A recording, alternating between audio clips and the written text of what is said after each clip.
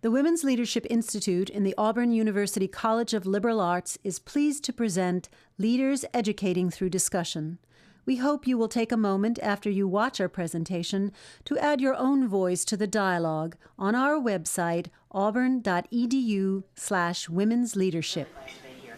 I want you to know that having run, I'm going to talk a little bit about a lot of different things. I want to tell you a little bit about myself because I am the first female Chief Justice in the history of the state of Alabama. And so I know we've got a wide range of women and ages and experience, and a lot of this talk is going to be directed really to all of you, but also hoping that there's going to be many in this group, regardless of the age, that might be interested in running for office or being involved in a more integral way as leaders, but in office. When I ran, I've run several statewide races, and when I ran in 2000, my little girl Caitlin was 3 years old and had turned 4. And so that summer, my husband was with me, and we were traveling, and I was giving a keynote address in South Alabama, actually at the beach. And so you know how these dinners go on. Caitlin and my husband Bill were there, and the program goes on. I'm sitting up at the head table, and Caitlin at 4 is getting amazingly antsy, as you can imagine. And someone takes pity upon my poor husband and leans over and says, would you mind, could I take Caitlin outside? And of course, he was greatly relieved. They take Caitlin outside. She plays for a little bit outside, but when she comes in, guess where she comes? What do y'all think? To Mama, right? So she runs right up to the head table, and she's now sitting in my lap, and she's pointing to the MC. And she says, Mama, I want to talk on that. And I said, the microphone? And she said, yes, ma'am, I want to talk on that. And I said, well, darling, if Mama lets you talk on it, what would you say? And she looked up to heaven like she was looking for divine revelation. And she said, vote for my mama, Sue Bell Cobb. So guess what? I said I might have fallen off the turnip truck, but I didn't fall on my head.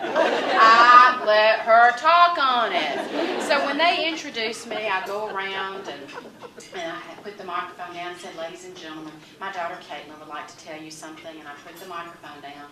And in an angelic voice, she says, vote for my mama, Sue Bell Cobb.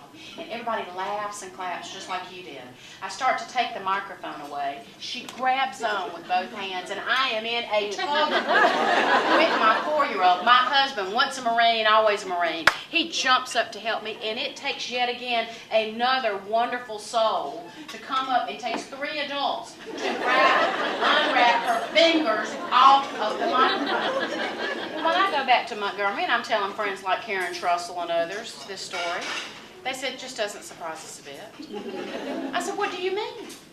And they said, look who her mother is. Are you kidding? The child didn't stand a chance. Well, I want to tell you who her mother is. Her mother, truly, is a little girl from Auburn, Alabama that can't quite grasp that I've been given the opportunities to serve that I've been given. And her mother, let me tell you who her mother is.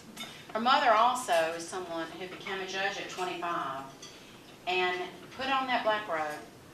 And then I began to see things in that courtroom that I never dreamed were literally right down the road from where I lived.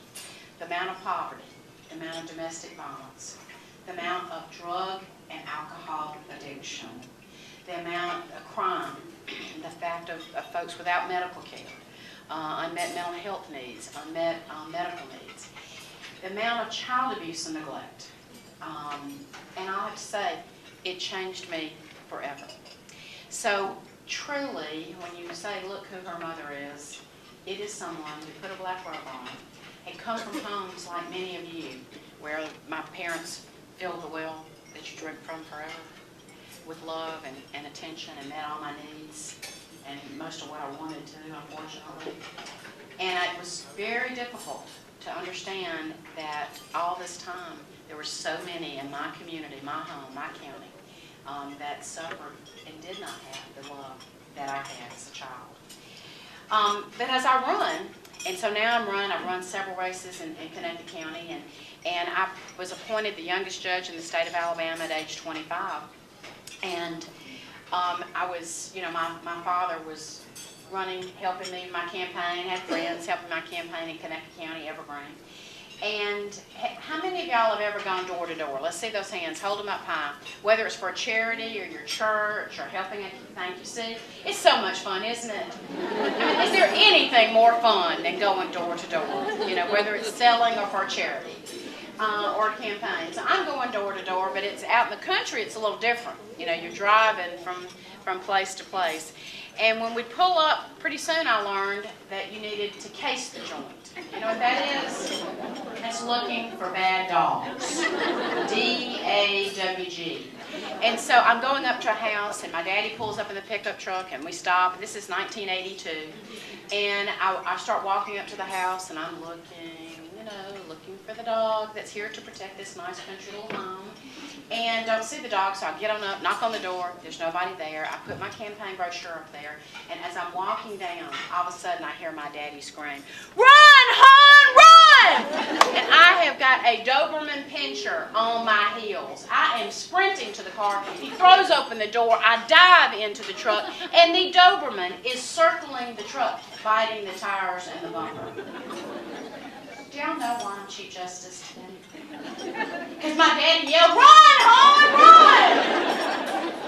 And because people in this room, Susan Parker and numerous others, Virginia Thompson, others said, "Run, hon, run." And they weren't just willing to give that advice, they were willing to help. And there were people throughout the state that said, "Run, hon, run."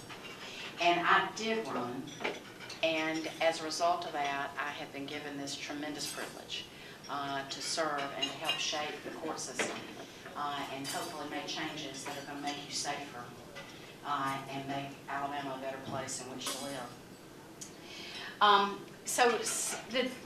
My speech today is entitled Navigating the Good Old Boys Network. Now, we've got some wonderful good old boys in here, and we love them too, and we're just so glad they're here, and we know that many of them are supporters of women, and I'll have to say, I wouldn't be a judge and Chief Justice today if it weren't for men like Ron Grantlin and others in this room that it was men. I had probably had much more support from men financially and other ways than really, oftentimes than I did women, because men just were more accustomed to giving. Isn't that right, Susan Parker? More accustomed to giving financially to campaigns. But one of the things, so I want to give you some advice about really just how to, if you leadership, a lot of it to do with leadership, but of course, again, as I mentioned, I hope that some will take away from here and will be able to really think about what you could do in terms of running for office or being involved in other people's campaigns to help those that are making important decisions day in, day out. And one of the things that I think helped me more than anything else, I really believe, is that as a judge in Conecuh County, when I was a judge in Conecuh County, I did more than just what I was expected to do. What I did is I took assignments across the state. I held court in 40 of 67 counties.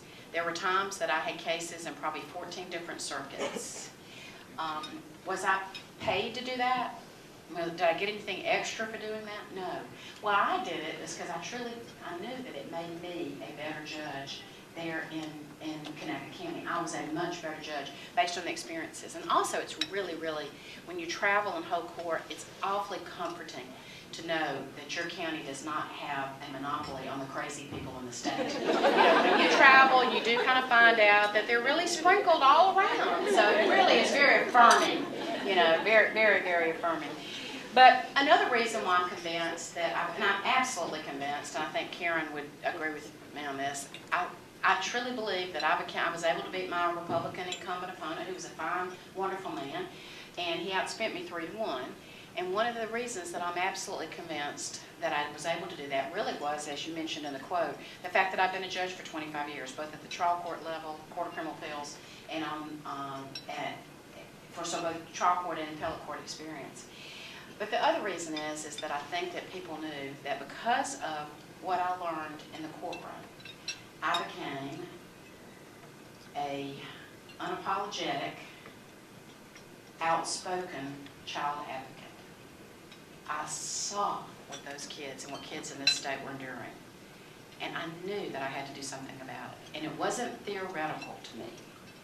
I could see their faces day in and day out.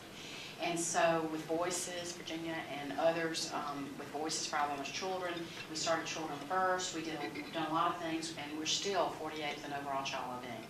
Y'all still understand that now? We've worked, many of us, many, many years, and we're still 48th in overall child well-being, which means there are 47 other states that if you're especially a child born into a needy family, it's better to be from those states.